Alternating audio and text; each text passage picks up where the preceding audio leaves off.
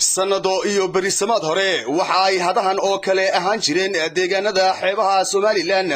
kuwo dad iyo dunyadu ku reeyaan nolol ahaan iyo niyad ahaanba balse waxa ay maanta noqdeen deegaanadaasi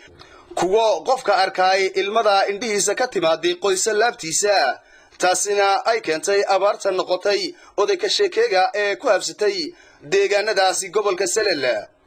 وفدي هوغامينايو مدحوينه ku-xigeenka Jamhuuriyadda Soomaaliland Engineer Cabdiraxmaan Cabdullaahi Ismaaciil Saylici oo soo gaaray deegaanada u dhaxeeya Cabdi Geedi Lughaya iyo Kalowle ayaa gurmad biyo iyo cunno fudud u qaybiyay dadkii ay barakicisay abaartaasi qaar kamida qoysaska ku nool deegaanadaasi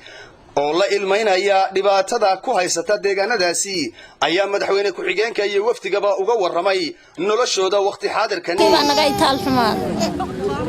guri baan nahay waa ka hooy geesta kale Engineer Cabdiraxmaan Cabdullaahi Ismaaciil Saylici madaxweyne ku-xigeenka Jamhuuriyadda Soomaaliland oo si qiiro leh uga naxsan nolosha dadkan iyo dhimashada dunyadoodii oo duleedka u daadsan ayaa sheegay inuu gurmad qaran ugu jiro samata bixinta dadka iyo dunyada wixii ka sii nool haddana fadhigii waan adkaysan karin waxaan bal waxay ku nool yihiin soo arka bal cidii culayskana maadaama wada qabtaan saad sheegteen dadkii deegaanka iyo idinku wada qabtaan waxaan dadkii meelaha dhaadheer ka soo hayaamay bal inaad u gurmataan oo haday rabaan waxaan soo gaaray war oranaya in badan baa rabta in maartay la dhaweeyo sidii kuwii hore xagga ay qulujeed ka baxay in badan baa rabta in galbeed loo dhaweeyo xadka loo dhaweeyo waxaan isdiray wixii dhaweyn raba in la dhaweeyo oo